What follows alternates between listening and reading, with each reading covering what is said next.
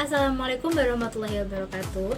Perkenalkan, nama saya Najwa Ayu Julita, nomor absen 21 dari kelas 11 MIPA 4. Di sini saya ingin menjelaskan dan menggambarkan perlawanan Pangeran Diponegoro kepada bangsa Belanda yang ada di Nusantara. Perang Diponegoro. Perang Diponegoro atau Perang Jawa adalah pemberontakan yang dilancarkan oleh masyarakat Jawa di bawah pimpinan Pangeran Diponegoro. Perang ini merupakan kekacauan terbesar yang terjadi pada kekuasaan pemerintahan kolonial Hindia Belanda, berlangsung selama 5 tahun.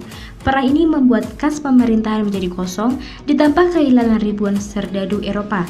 Perang ini menewaskan kurang lebih 200.000 orang, baik militer maupun sipil, menjadikannya pemberontakan paling berdarah dalam sejarah Hindia Belanda. Latar belakang Perang Diponegoro. Kesultanan Yogyakarta pada tahun 1822 setelah wafatnya Sri Sultan Hamengkubuwono IV dikuasai oleh Residen Yogyakarta Hendrik Sumissaert yang mencampuri urusan kekuasaan keraton.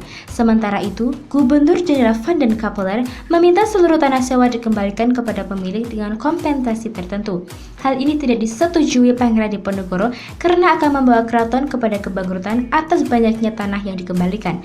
Namun, Sumissaert berhasil meyakinkan Ratu Ageng dan Patih Danurejo selaku wali raja untuk memuluskan kebijakan tersebut. Keraton terpaksa meminjam uang dari Kapitan Tionghoa untuk membayar kompensasi tersebut.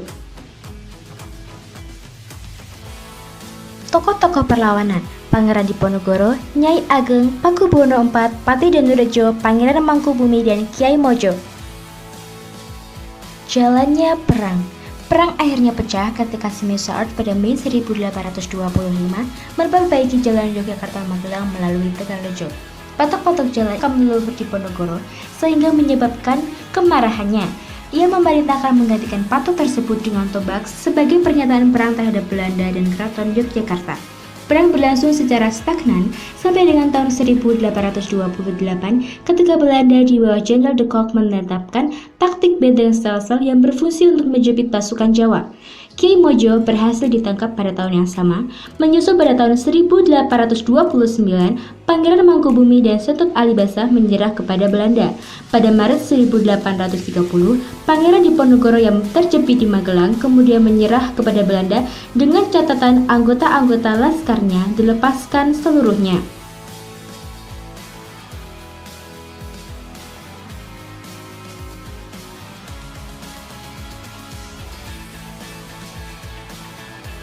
Akhir perlawanan.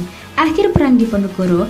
Pangeran Diponegoro yang menyerah pada Maret 1830 ditangkap dan kemudian diasingkan di Manado, lalu dipindahkan ke Makassar.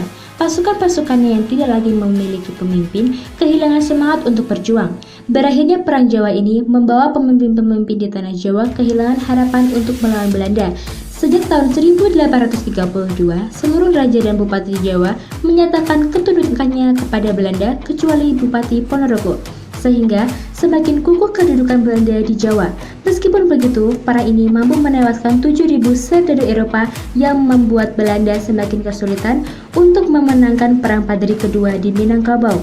Setelah perang berakhir, populasi Yogyakarta menyusut separuhnya, sementara keturunan Pangeran Diponegoro diusir dari keraton.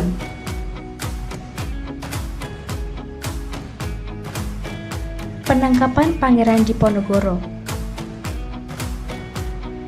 Nah, usai sudah cuplikan perlawanan Pangeran Diponegoro terhadap kejamnya Belanda. Dari video tadi, banyak nilai yang dapat kita petik, seperti nilai patriotisme, nilai nasionalisme, nilai sosialisme, kerjasama, dan pantang mundur. Sebagai penerus bangsa, kita seharusnya menjaga perjuangan pahlawan nasional agar Indonesia tetap bersatu dan merdeka selalu. Sekian video yang dapat saya sampaikan, semoga bermanfaat bagi kita semua. Terima kasih. Wassalamualaikum warahmatullahi wabarakatuh.